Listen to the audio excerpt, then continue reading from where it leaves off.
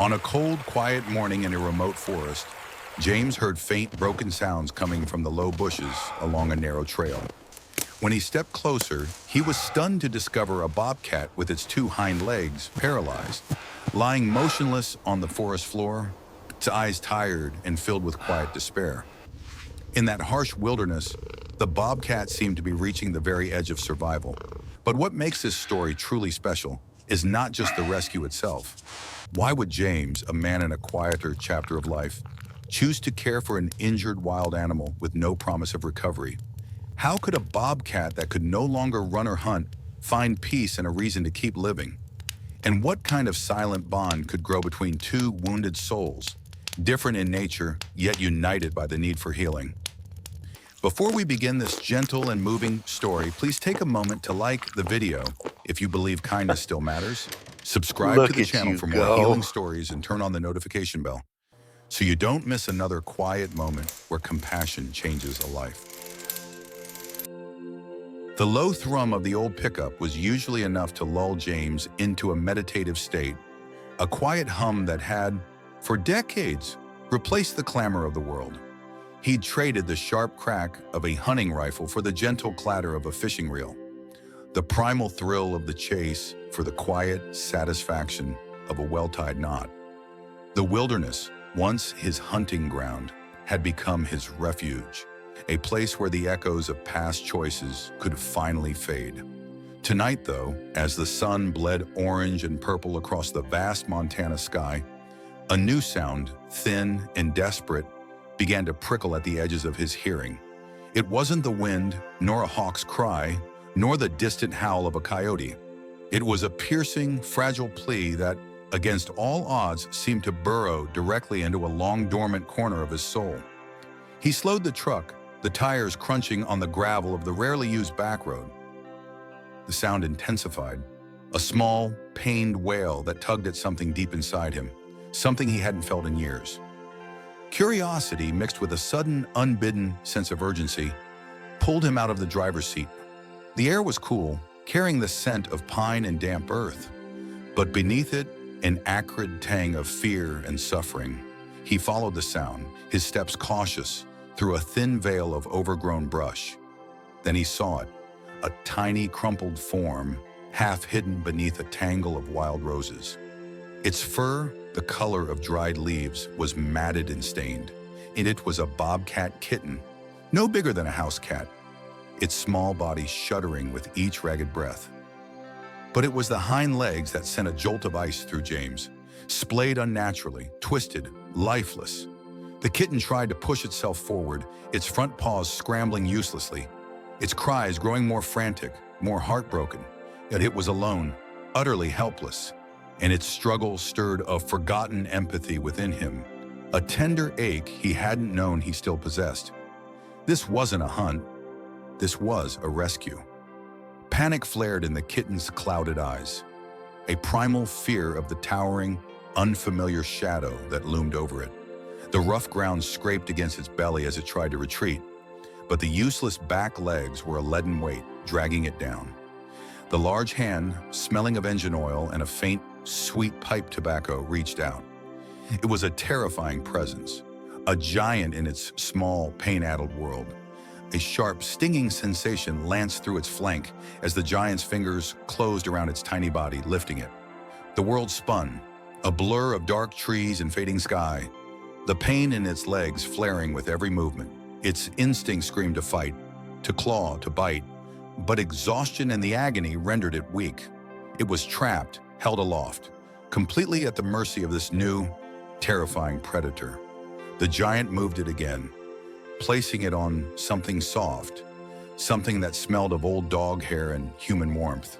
A low rumble, a guttural sound, emanated from the giant's chest. Not a growl, but something softer.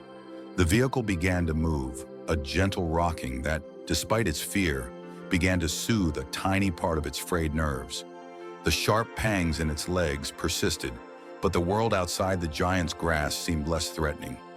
The giant's voice was a low murmur, an unintelligible sound that vibrated through the floor of the vehicle. The kitten tried to stand, but its back legs refused to obey. sending another jolt of panic through its small frame. It curled into a tighter ball, a trembling knot of fur and fear, the smell of the giant's pipe tobacco, a constant, bewildering presence. A new place, a different smell. The giant lifted it again, and this time, the scent was sharp. Antiseptic, yet underneath it, a surprising cleanliness. There were other giants here, their voices softer, though still incomprehensible.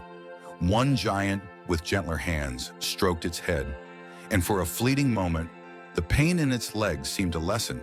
Then a sudden, sharp prick, a sting that made it yowl, but almost immediately a warmth, a fuzzy lethargy, began to spread through its small body. The world softened at the edges, the fear receding like a tide. A metal table, cold and hard, was beneath it, but the giant's touch was surprisingly gentle. The voices were murmurs, sounds of concern rather than threat. Its eyelids grew heavy, the strange lights above blurring into soft halos. Later, a different kind of sensation, a thirst, a parched, agonizing emptiness, had been a constant companion in the brush. Now a small bowl, cool and clean, was placed before it. The water tasted like heaven, pure and refreshing, washing away the dryness that had clung to its throat for what felt like an eternity. Then food, not the small, struggling prey it usually hunted, but something soft, meaty, and easy to swallow. Each bite was a luxury, a slow unraveling of the hunger pangs that had gnawed at its belly. The giant who had found it was there, sitting nearby, a silent, watchful presence. No longer terrifying, but a source of quiet comfort. The giant's scent, once bewildering, now held a faint promise of safety. Its eyes, once cloudy with fear, began to clear slowly, cautiously, taking in the world around it. The pain in its legs was still there, a dull ache, but it was no longer the all-consuming fire. It was a murmur, a whisper, a memory of a harsh past slowly being replaced by the gentle care of the present. The giant moved, a large comforting shadow and a soft warm blanket was placed over its shivering body. Sleep, deep and dreamless, finally claimed it, free from the silent highway's plea. Can a man hardened by the wild choose compassion over convenience when a life hangs in the balance? James, a man who had spent a lifetime observing the harsh realities of nature, wrestled with his conscience. The crisp autumn air bit at his exposed skin, but the chill that truly gnawed at him was the one born of indecision. He'd seen 1,000 variations of this scene, the weak falling prey to the strong, the injured succumbing to the elements. Nature's cruel calculus, he called it. His first instinct, honed over decades in the wilderness, was to let nature take its course. It was a philosophy etched into the very core of his being, a pragmatic acceptance of life and death in their most raw forms. But then he looked again at the small, broken form shivering beneath the skeletal branches of an oak, and his resolve wavered. The kitten's wide, fearful eyes, pupils dilated to black saucers, held an undeniable plea. It wasn't just fear he saw there. It was a deep, primal vulnerability that pierced through his hunter's stoicism. A bobcat, barely larger than a house cat, its signature tufted ears twitching minutely, uselessly trying to pick up threats it couldn't flee from. Its small body, a bundle of spotted fur, shivered uncontrollably, not just from the cold, he realized, but from pain and sheer terror. He knew with a certainty that settled like a lead weight in his stomach that leaving it meant certain death. A coyote, a hungry hawk, even the biting frost. Any one of them would claim this life before morning. The internal struggle was a slow-motion battle fought in the quiet theater of his mind. Every fiber of his being, every learned lesson about survival, screamed at him to walk away. This was the natural order. But then another, softer voice, one he rarely listened to, began to whisper. It spoke of unfairness, of a chance not given, of a life cut tragically short by circumstances beyond its control. He saw the flash of an adult bobcat, sleek and powerful, a creature of untamed beauty, and then contrasted it with this pitiful, broken scrap of life. The thought of such potential snuffed out, not by a fair hunt, but by a twisted limb, felt wrong, deeply, fundamentally wrong. After what felt like an eternity, a long internal struggle that left him feeling as weary as if he'd scaled a mountain, he made the difficult decision to intervene. It was a choice that defied his own nature, a startling deviation from the path he'd always followed. Slowly, deliberately, he moved towards the injured creature. The giant moved, a hulking silhouette against the fading light. A wave of primal terror washed over the small bobcat. Every instinct screamed, run, hide, fight. But his legs, those useless, traitorous limbs, offered no escape. His heart hammered a frantic rhythm against his ribs, a drumbeat of impending doom. He flattened himself further, trying to melt into the rough bark, wishing for invisibility. The scent of human, strong and unfamiliar, filled his nostrils, mingling with the earthy smell of damp leaves and his own fear-induced musk. He watched with wide, unwavering eyes as the enormous hands, like gnarled branches, slowly, carefully extended towards him. He braced himself for the sharp talons, the crushing grip, the swift end. But the hands were surprisingly gentle. One large hand, rough with calluses but surprisingly soft against his sensitive fur, scooped under his chest. Another supported his tiny fractured hindquarters. A jolt of pain, sharp and immediate, flared through his paralyzed legs as he was lifted, but it was quickly followed by an unexpected sensation. Warmth. The giant's body, radiating heat, enveloped him. He was held securely, not crushed. The world tilted, spun for a dizzying moment, and then settled into an unfamiliar rhythm of movement. The forest floor receded, replaced by the swaying, rhythmic motion of being carried. He was no longer on the cold, unforgiving ground.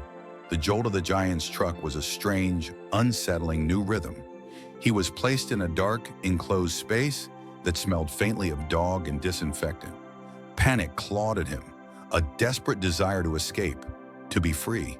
He thrashed weakly, his injured legs flaring with renewed pain.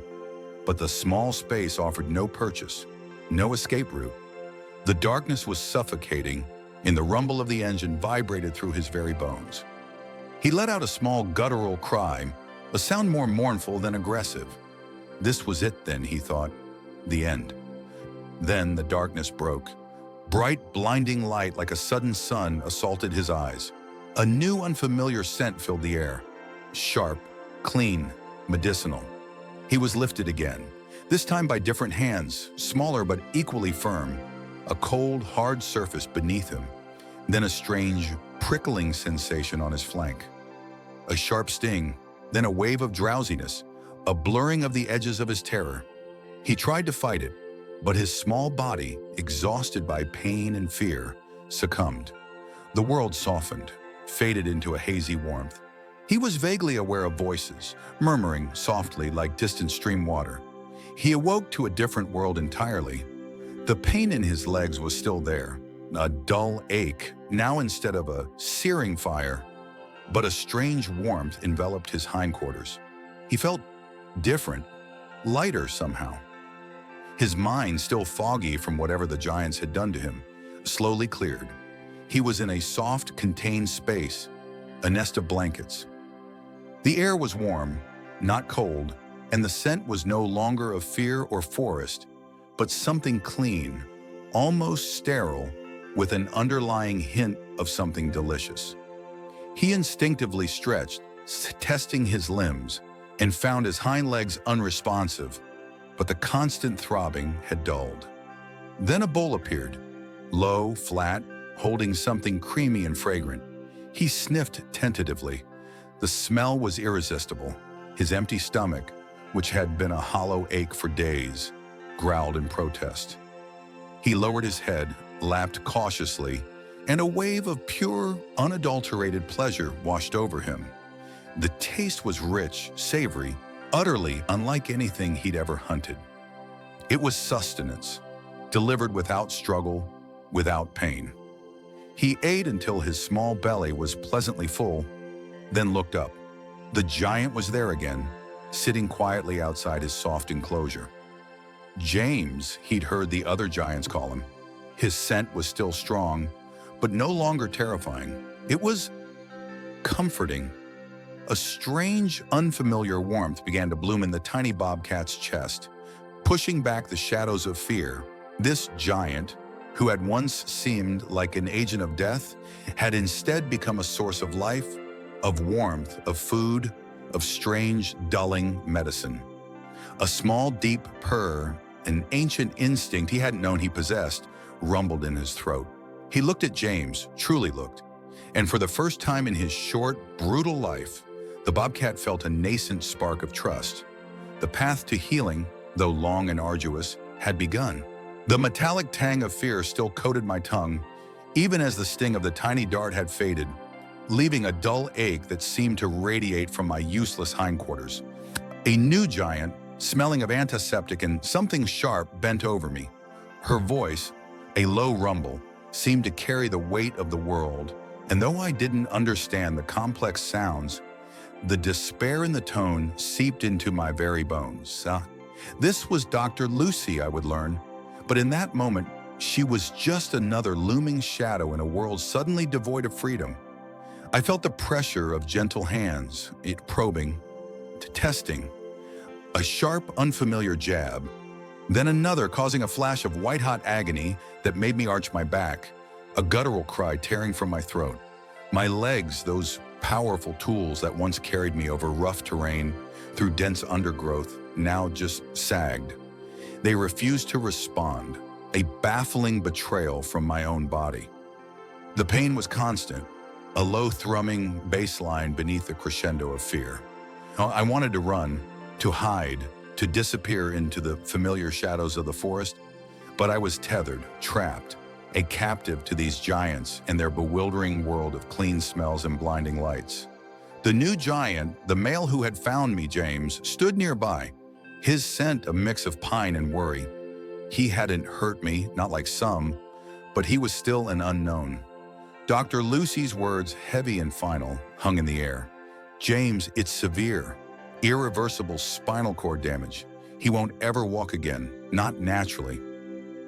The tiny bobcat, Pip, as James had named him, thrashed, a desperate, instinctive fight against the confines of his own broken body. His eyes, the color of wet amber, blazed with a fierce, untamed will to live, even as his back legs lay limp and unresponsive. James watched, his chest tightening with each helpless twitch, each pain grunt. The sheer injustice of it, this magnificent wild creature, reduced to such suffering, tore at him. The vet, practical and weary, continued, "We can manage the pain, of course, keep him comfortable, but his quality of life, it's a difficult conversation, James." The giant James made soft, comforting noises, a rumbling sound that was less threatening than the others. He moved closer, his hands so impossibly large, reaching out. I flinched, a primal instinct to defend, to bite, but the movement only sent another jolt of pain through my back. His hand stopped, hovering, not touching, just there. His eyes, though, they held a warmth, a raw empathy that I hadn't encountered before. It was a strange sensation, this feeling of being seen, not just as prey or a threat, but as something else entirely. Perhaps, I mused, there was more to these giants than just danger. "No," James said, his voice firm, cutting through the vet's somber assessment. "No, Dr. Lucy, we can't just give up. Look at him. He wants to fight. I can see it in his eyes." He knelt beside the table, utterly ignoring the sterile environment. His eyes locked on Pip. "I'll do it. I'll take him. I'll care for him. Personally." The words were impulsive, defying logic, defying medical odds, but they were born of a fierce, protective love that had ignited the moment he'd seen the small bobcat struggling. Dr. Lucy stared, her practiced veterinary expression momentarily dissolving into surprise. "James, that's a monumental undertaking. A wild animal, paralyzed. This isn't a house cat." The warmth of the blanket wrapped around me felt like a distant memory, a safe haven from the cold, hard world. Now here on this unfamiliar surface, with this giant's scent surrounding me, it was a different kind of warmth. It wasn't just physical, it was something else, a burgeoning trust perhaps. The pain in my legs, though still present, was dulled by another jab, one that made me drowsy but brought a blessed respite. The rumbling sound the giant made James became a soft, continuous drone, almost like a purr. I still didn't understand everything, but the stark terror that had gripped me was beginning to recede, replaced by a cautious curiosity. Maybe, just maybe, this giant wasn't so scary after all. Maybe, just maybe, there was a glimmer of hope in this strange new world. Months, an eternity of confinement, of unfamiliar sense in the looming shadow of a giant. Defiance had been the only language the bobcat knew. A guttural snarl, a flash of claw, a desperate lashing of a damaged tail. But against that defiance, an unyielding devotion had patiently chipped away, slowly, impossibly, forging a fragile bridge between two worlds. Wild heart and human hand. The big one, the one who smelled of pine and wood smoke and something vaguely comforting, had given him a name. Spirit, Spirit. The bobcat didn't understand words, but he felt the vibrations in the deep chest when the sound was made. It was often accompanied by a low, soothing rumble, like the distant purr of a very large, very strange cat. For what felt like an endless string of sunrises and sunsets, James had been a constant presence in the small, warm den, a stark contrast to the biting cold and gnawing hunger of the before time. The before time was a blur of searing pain, the drag of useless limbs, the metallic tang of fear. Then came the big hand, surprisingly gentle as it scooped him from the cold, hard earth. The dizzying rush, the strange, confined space, the sharp prick, and then a blessed release from the agony. He remembered water, clean and cool, unlike the muddy puddles he licked in desperation. Food soft and digestible, left within reach, though at first the very smell of it brought on a primal urge to strike and flee. James had been relentless in his care. He'd crafted strange contraptions, slings that held his back in, allowing his front paws to bear his weight as he slowly, agonizingly tried to learn movement again. Then came the wheels, a clunky, noisy marvel that allowed him to drag his paralyzed legs behind him. A dizzying sense of propulsion that was both terrifying and exhilarating. The fear remained, a tight knot in his belly, especially when the giant's hands reached for him. But over time, the hands became less threatening. They brought warm, damp claws that cleaned his matted fur, firm but gentle strokes that eased the aches in his stiff muscles. The initial snarls had lessened, replaced by a low growl, then sometimes just a tense stillness as the giant worked. He hated the poking and prodding, the stretch of his useless legs. But the giant never stopped talking, a soft, murmuring stream of sounds. He'd hear about the big old oak down by the creek, and Mrs. Henderson's prize-winning tomatoes, and the time the old Ford broke down in a snowdrift. Nonsense, all of it, but the cadence was soothing, a gentle rhythm in the quiet cabin. It was a strange, one-sided conversation, yet somehow it began to chip away at the fortress of his wild defenses. The scent of antiseptic and clean linen, though foreign, now represented relief from the constant ache. The giant would meticulously clean his wounds, a sting sometimes, but then a blessed coolness, a soft wrapping. He learned the rhythm of it, the giant's deep, even breaths, the rustle of cloths. Sometimes he'd feel a gentle scratch behind his ears, a touch that would make his eyes involuntarily droop, a sensation he hadn't known since he was a kid, snuggled against his mother's warmth. The memory was faint, a ghost of comfort. This new comfort was different, stranger, but undeniable.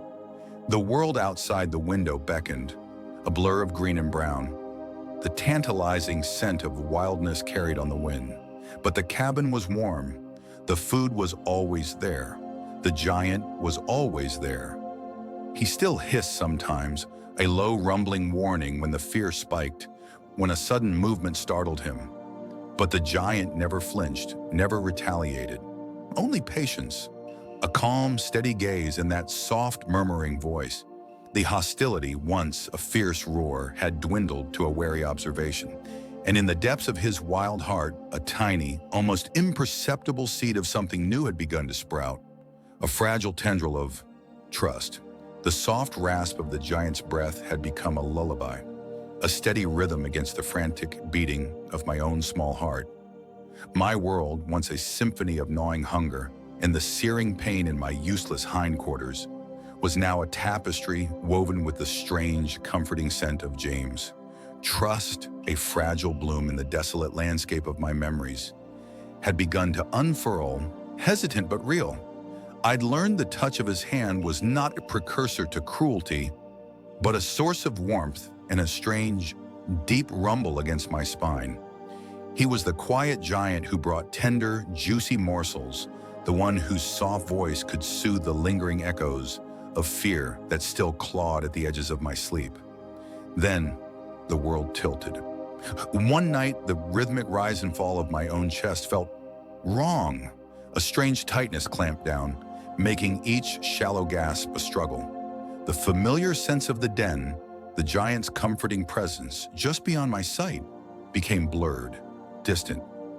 Panic, primordial terror I hadn't felt since the cruel grip of the past, began to coil in my gut.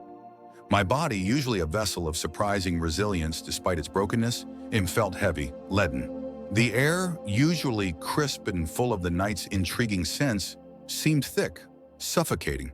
I tried to shift, to find a position that would ease the invisible vice, but even that small effort sent a wave of weakness through me. My legs, already betraying me, felt even more alien, disconnected. Fear, cold and sharp, pierced through the fog. This wasn't the slow ache of my paralysis. This was something new, something that threatened to snatch away the newfound peace, the promise of tomorrow. A sudden jolt. The giant was there, a looming shadow, his scent tinged with a new, sharp note of distress. His hands, usually so gentle, were moving with a frantic urgency.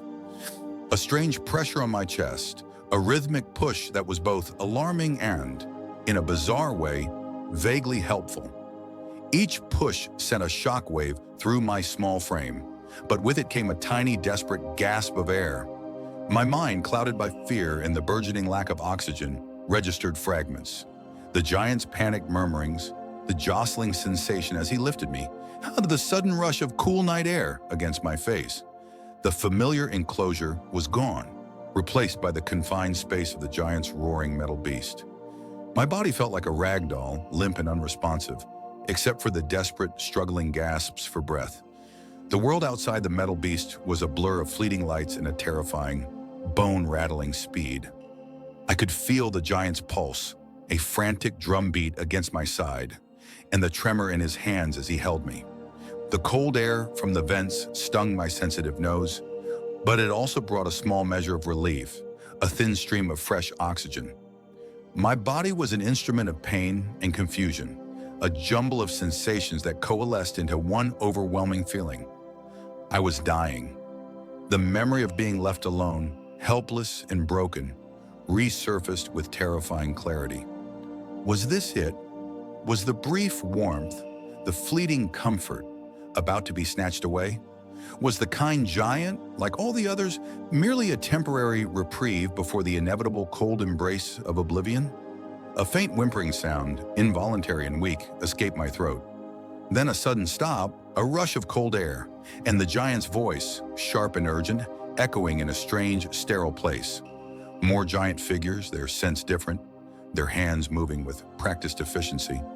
A sharp prick on my flank, the familiar sting of a needle, but this time it was followed by a strange, blissful warmth spreading through my veins. The tightness in my chest eased ever so slightly. The air, still thin, became less suffocating. Exhaustion, profound and absolute, washed over me, pulling me into a deep, dreamless sleep. The last thing I registered was the gentle, rhythmic thrum of a machine nearby and the soft, reassuring pressure of the kind giant's hand stroking my head. A silent promise in the terrifying darkness. He hadn't abandoned me. He hadn't let go. The world had always been a series of fleeting shadows and sharp instincts. a constant ballet of hunt or be hunted. Now it was a blur of towering forms, unfamiliar smells, and the terrifying sensation of being utterly helpless. The pain in his hindquarters was a dull, persistent throb, a constant reminder of the day the world had tilted on its axis, leaving him broken. He remembered the cold, the hunger, the unyielding fear. Then, the giant. Not like the hunters, not like the predators. This giant moved slowly, spoke in rumbling sounds that were surprisingly soft, and brought small, palatable offerings. Food, water, simple mercies he hadn't known he deserved. The new scents were everywhere now, not just the familiar one of the big, slow giant James. There was a sharper, sweeter tang, a scent of something young and quick, a new giant. This one moved with a different rhythm, quick and precise. Her eyes, when they focused on him, sharp and assessing, unlike James's gentle gaze. He kept to the shadows of his den, a large, comfortable space James had made for him, preferring the quiet observation to direct interaction. She was a different kind of curiosity, this new giant. She spent hours talking to James in quick, energetic bursts, her hands often gesturing, a small device sometimes pressed to her ear. He heard the word skepticism often, though he knew not its meaning, only its sharp, almost challenging tone. He knew the gentle touch of James, the way the large hands would carefully administer the pungent ointments, the reassuring weight of the blankets. He had learned to tolerate the needle's sting, a sharp, momentary discomfort followed by a dulling of the deeper pain. But this new giant, Amelia, brought a new energy. She didn't approach him directly at first, but her presence was a constant, a buzzing hum of activity in the periphery of his healing world. He watched her watch James, saw the way her brow furrowed in concentration as James meticulously cleaned his wounds, the way her lips pressed together in a thin line when he struggled to move his rear legs. He sensed her assessment, her scientific dissection of his broken form. It was different from James's empathy, but not entirely unwelcome. One day, the new giant brought strange tools. They weren't sharp or threatening, but metallic and complex. She spent hours drawing, sketching, her brow furrowed in concentration, occasionally asking James questions he couldn't comprehend. Though he heard the tones of concern and collaboration, he watched her movements, the way her hands expertly handled the measurements, the way her gaze, no longer simply skeptical, now held a glint of genuine fascination. There was a shift, subtle at first, then undeniable. The fear that had always been a constant companion in this new, strange world began to recede, replaced by a nascent curiosity. These giants, they weren't just healers, no, they were creators. Then came the day of the strange new sensation. It wasn't pain, not exactly. It was a pressure, a support, something that held his hindquarters with a gentle firmness. He felt a newfound freedom, a lightness where there had been only dead weight. He took a step, then another. The world tilted again, but this time it was a tilt towards possibility, not despair. He looked up, his wild golden eyes meeting Amelia's.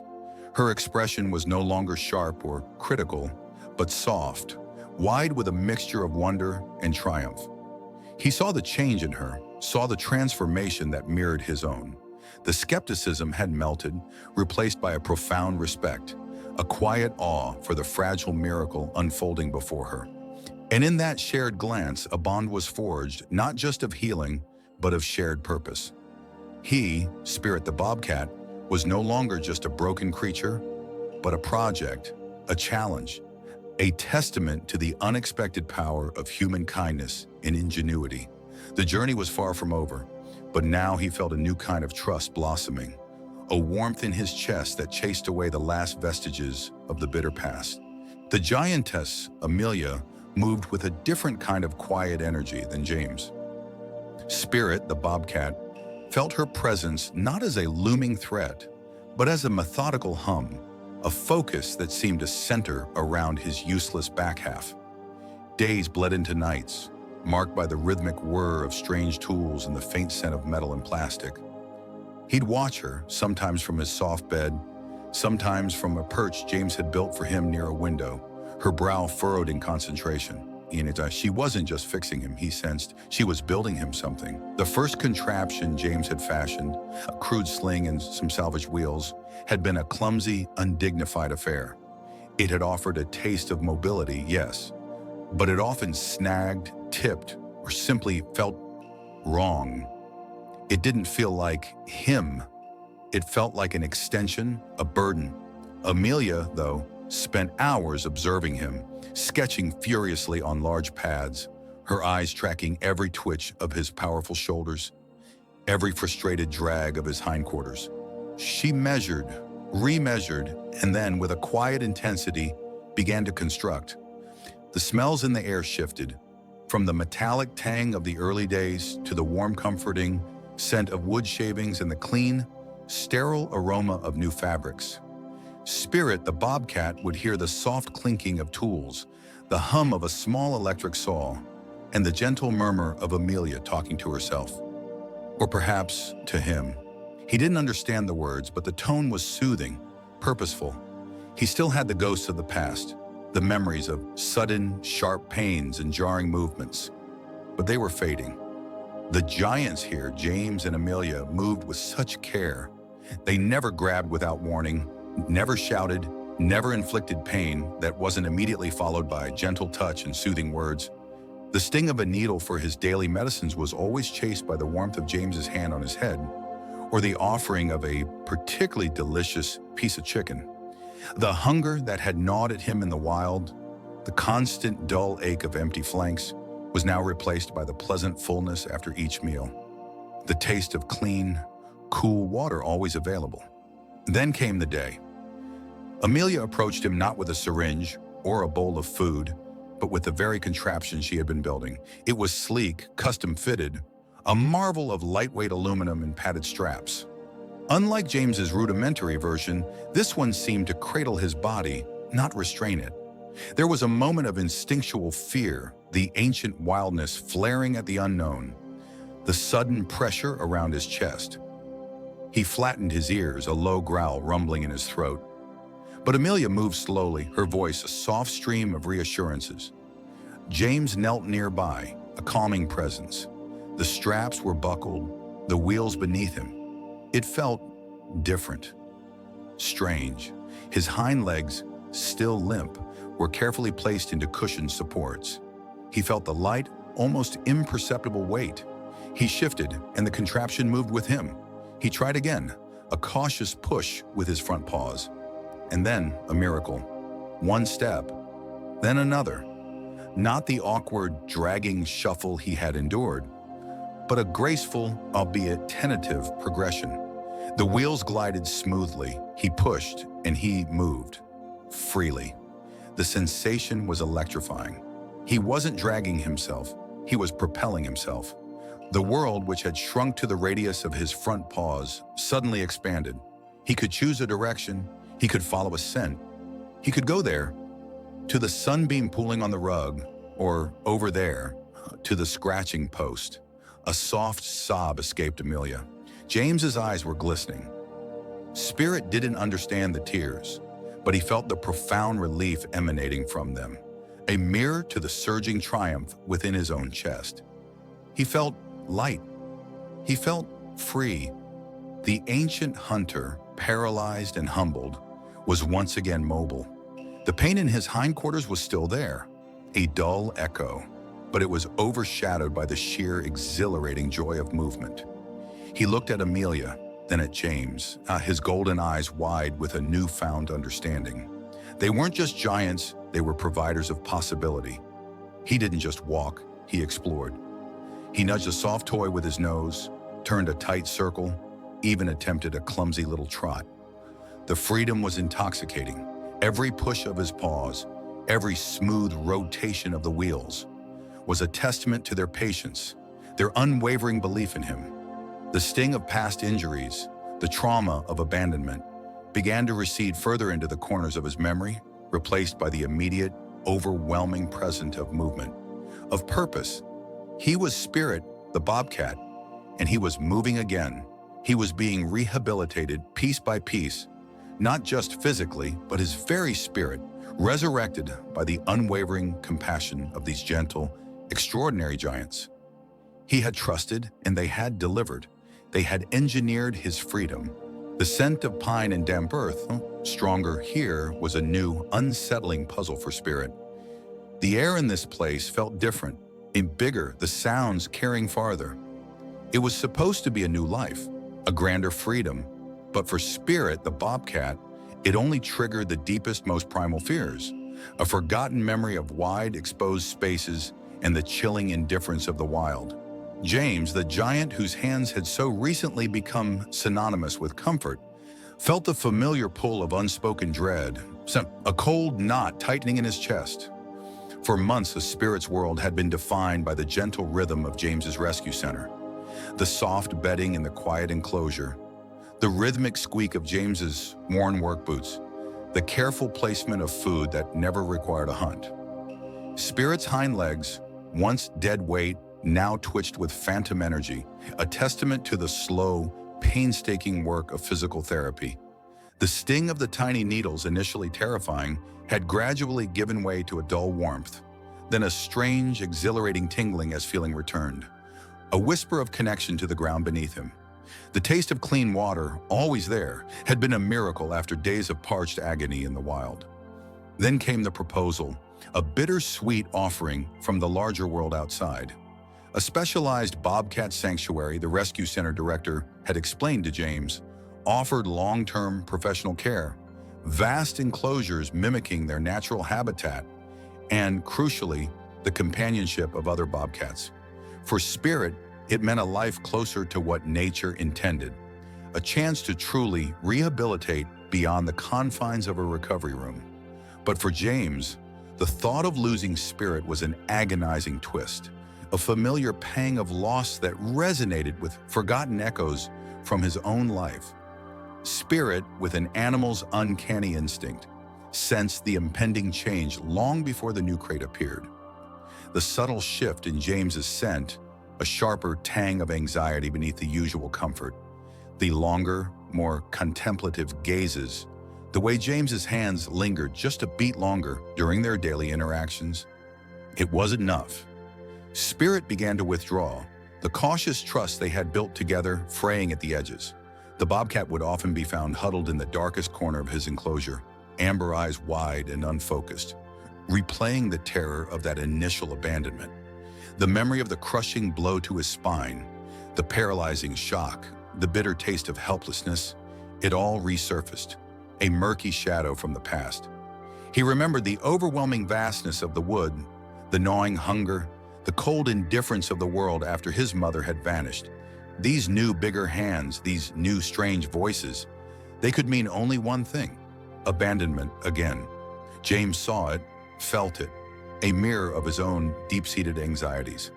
Spirit's increasing withdrawal was a knife to his own carefully guarded heart. He remembered the feeling of being left, of having trusted, only for that trust to be shattered. This sanctuary, meant to be Spirit's salvation, now felt like a thief, stealing away the fragile bond they had forged. He would sit for hours just watching Spirit, talking softly, trying to bridge the growing chasm of fear with the steady rhythm of his voice.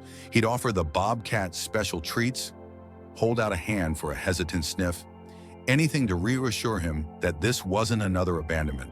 The night before the move, a restless energy coursed through Spirit. Every shadow seemed to hold a threat, every distant sound a predator. He paced the perimeter of his enclosure, a low, guttural growl rumbling in his chest. His partially rehabilitated legs ached with the unfulfilled urge to run, to escape this looming, unknown future. He remembered the desperate scramble on frozen ground, the taste of his own blood, the excruciating pain of his paralyzed legs dragging uselessly behind him. Now, new hands would touch him, lift him, take him to another unknown. The thought was unbearable. James, too, felt the weight of the impending separation. He sat by Spirit's enclosure late into the night, a mug of cold coffee in his hand, the silence punctuated only by Spirit's agitated movements.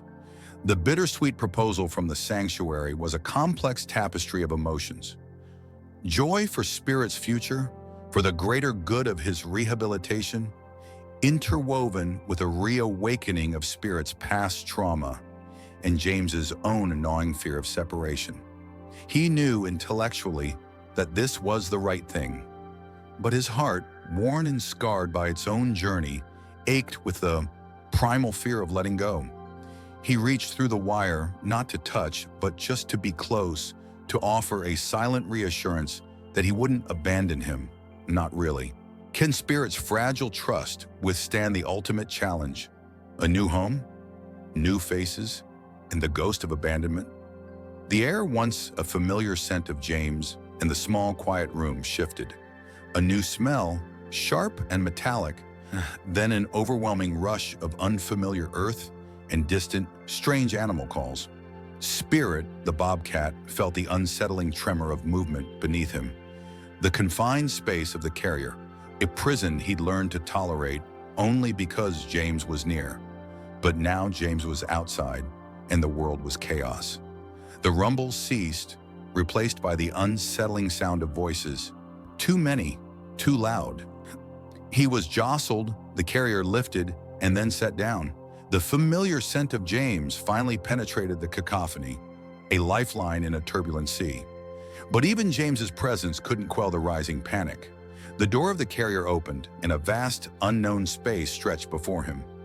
It was a large enclosure, larger than anything he had known since his legs stopped working, filled with strange smells of other creatures, of damp earth and unfamiliar foliage. His instinct screamed danger. He pressed himself further into the back of the carrier, his two useless hind legs feeling like heavy anchors betraying him. James was there, a giant shadow at the opening, his voice a low, rumbling comfort. He tried to coax Spirit out, but the world was too big, too loud, too new. Days passed in a blur of terror and guarded observation. Spirit refused to emerge, refusing the bowls of food and water James placed just outside the carrier. He watched, eyes narrowed, as other giant forms, women with gentle voices, men with quiet footsteps, approached, always with James nearby. They were not James. They were new, and new meant potential pain, potential abandonment. The food went untouched.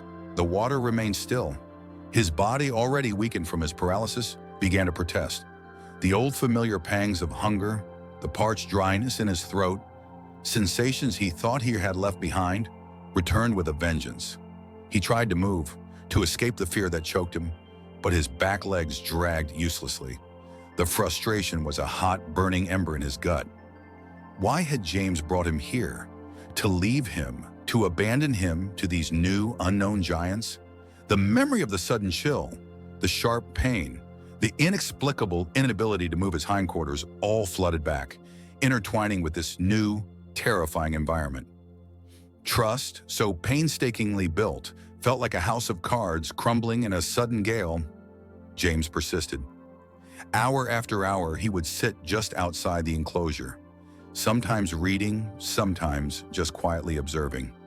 He spoke in soft tones, the same comforting cadence Spirit had come to associate with safety and gentle hands. Slowly, painstakingly, he began to reintroduce Spirit to new faces. A woman with kind eyes, her voice soft like rustling leaves, would sit quietly across from James. A man with steady hands would place fresh water just a little closer to the carrier. Each interaction was a minute step, a test of Spirit's frayed nerves.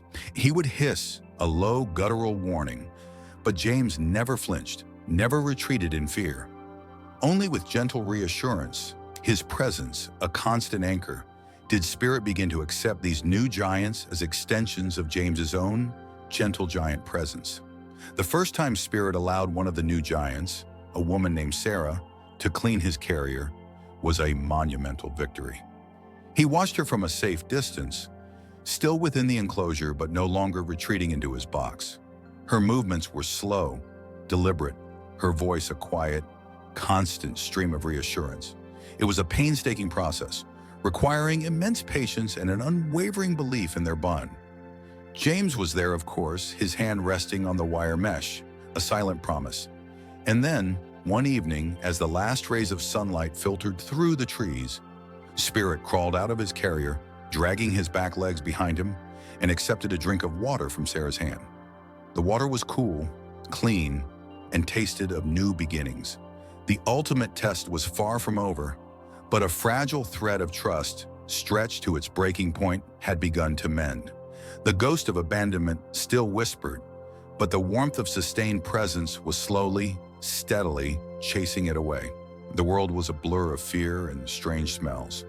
Spirit, the bobcat, knew only the biting cold of the dirt, the dull ache in his hind legs, and the constant nagging hunger that had gnawed at his belly for what felt like endless days. Then came the big shapes looming over him, their voices a low rumble, punctuated by sharp alien sounds.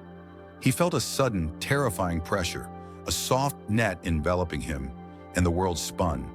Panic surged, a primal instinct to lash out, to bite, to escape, but his legs wouldn't obey, refusing to spring. He was lifted gently but firmly into a dark, confined space that smelled of metal and something unfamiliar, yet oddly sterile. He pressed himself against the back, his heart a frantic drum against his ribs. A jab, a sharp, stinging sensation in his flank, made him yowl. His muscles tensed. But then a strange calm began to settle over him, a heavy languor seeping into his limbs. He felt himself being moved again, the confined space opening, replaced by a softer surface. The voices were closer now, softer too. Hands, massive and clumsy, but surprisingly gentle, touched his fur, stroked his head. He was too groggy to resist, too weary to fight. A warmth spread over him, a thick blanket laid over his trembling body. He remembered the desperate thirst, the parched dryness in his throat, and then a shallow dish was pushed close. Water, clean, cool water, tasting like rain on fresh leaves.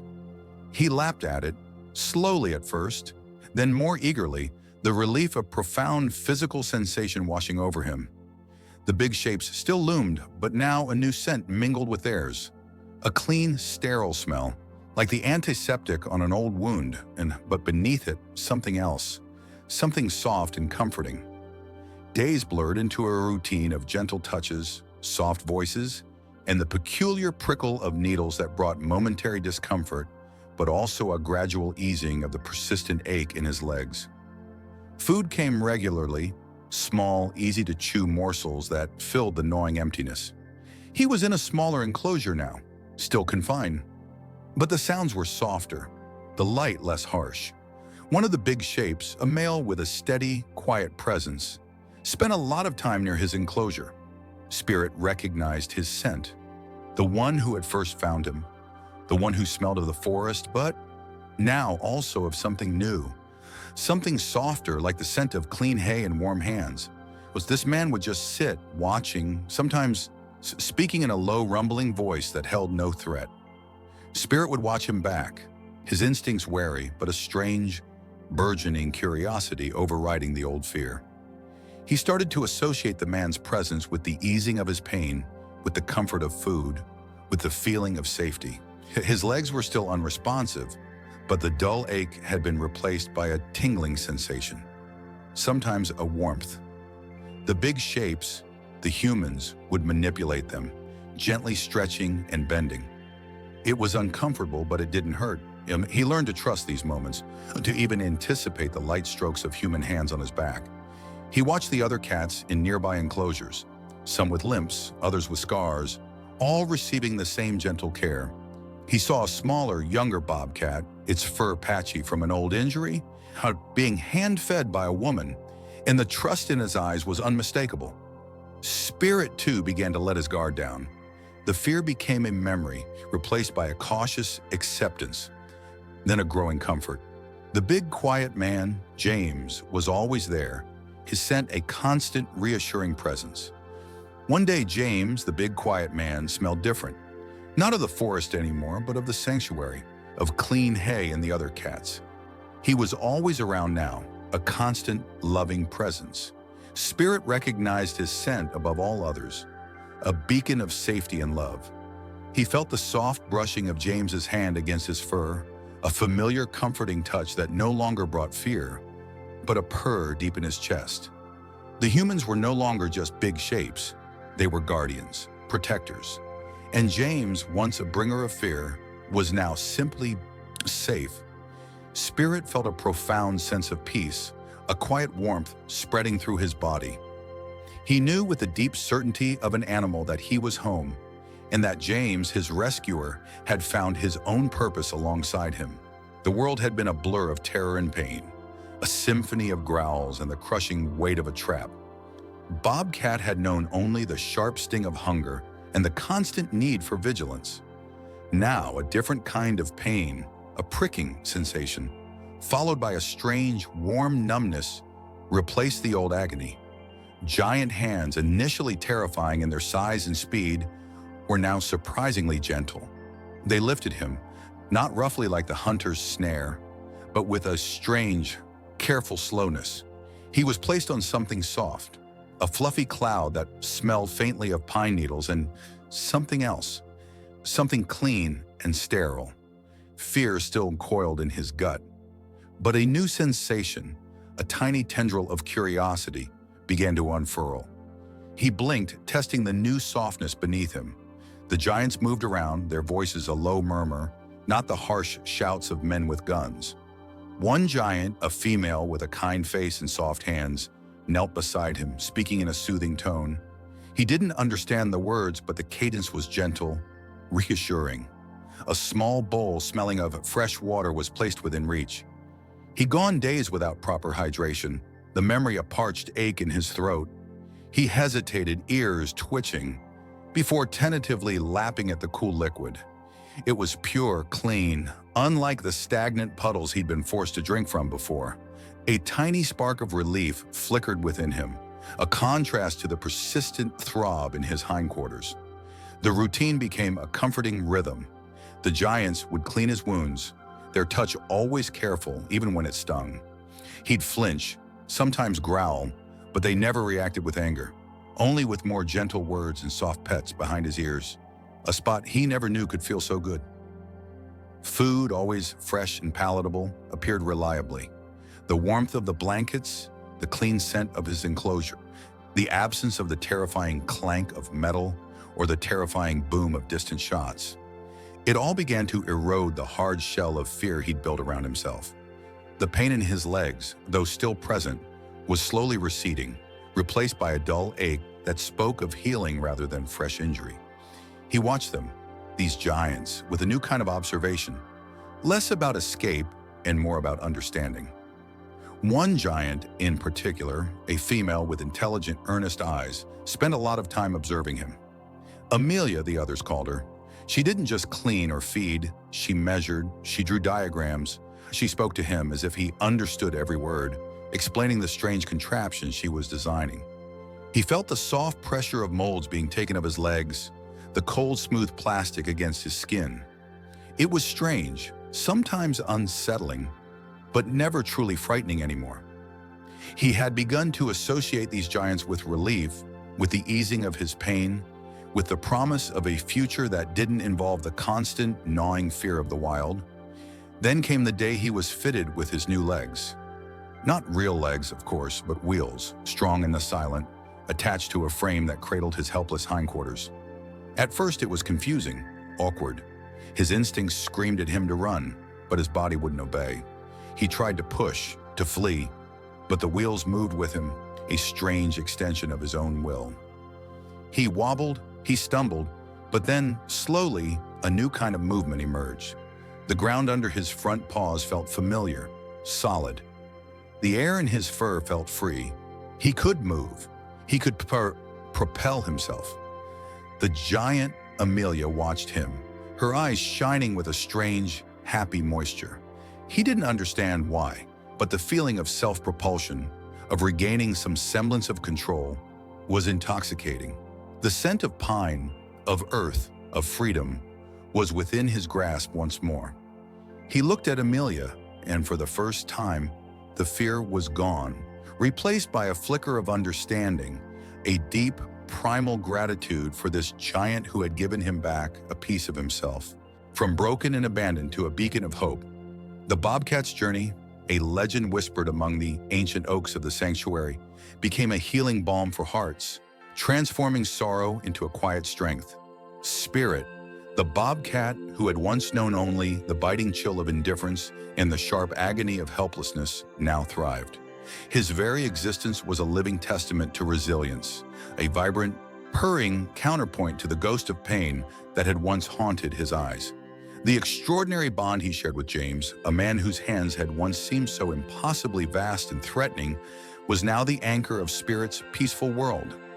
Spirit remembered the terrifying jolt of the rescue, the overwhelming scent of humans and strange, metallic smells. He'd been so small, so utterly broken. The giant hands had been rough at first, not cruel, but purposeful, holding him still when every instinct screamed to flee. The sharp prick of the needle, a tiny bee sting, had been followed by a strange wooziness, then a blessed release from the relentless, gnawing pain in his hindquarters.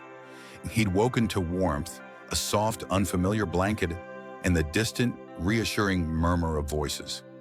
Water, cool and clean, had touched his parched tongue, a sensation so profound it had bordered on ecstasy after days of desperate thirst. The humans, once looming, terrifying shadows, had slowly, painstakingly, transformed into the source of this unexpected comfort.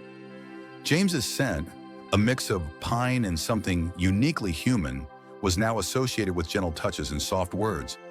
His story, a powerful narrative of survival against impossible odds, had been shared widely. First within the tight-knit community of the sanctuary, then radiating outward through social media and local news. The Spirit's image, a creature of wild beauty defying a crippling injury, became a beacon of hope.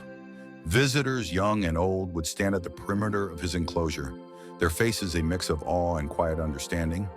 They saw not just a bobcat, but a living metaphor for resilience, a testament to the fact that even the most shattered lives could be beautifully rebuilt.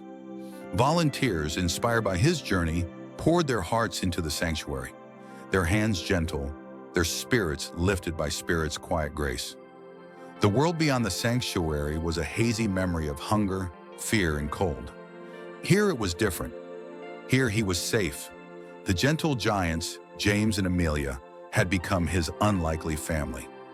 Amelia, with her soft murmurs and endless patience, had helped him rediscover the joy of play, dangling feather toys that he'd pounce on with surprising ferocity. James, with his steady presence and unwavering belief, had taught Spirit to trust again, to accept touch, to even lean into it. There were still moments, brief flashes of instinctual fear, when a sudden noise or an unfamiliar scent would make him stiffen, his ears swiveling, but those moments were fleeting. They were quickly replaced by the familiar sense of home, the soothing cadence of James's voice, the warmth of the sun on his fur. Spirit's transformation was profound, from a broken creature cowering in fear to a symbol of unwavering hope.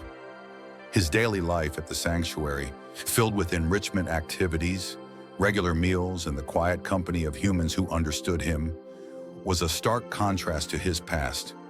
He moved with a new sense of purpose, his rehabilitation complete, his spirit unbroken. The enduring light that emanated from Spirit was a reflection of the compassion that had saved him. James and Amelia, through their unwavering dedication, had not only healed a bobcat, but had also created a lasting legacy. Their actions, small acts of kindness repeated daily, had rippled outwards, impacting countless lives, proving that love could truly transcend species, building bridges of understanding where once there had been only wilderness and despair. Their story, Spirit's story, was a gentle reminder that every life, no matter how shattered, held the potential for beautiful reconstruction, for a vibrant, enduring light. If this story touched your heart, comment 1 if you're moved or 0 if you're speechless. Thanks for watching until the end. Don't forget to like and subscribe for more magical stories. See you next time.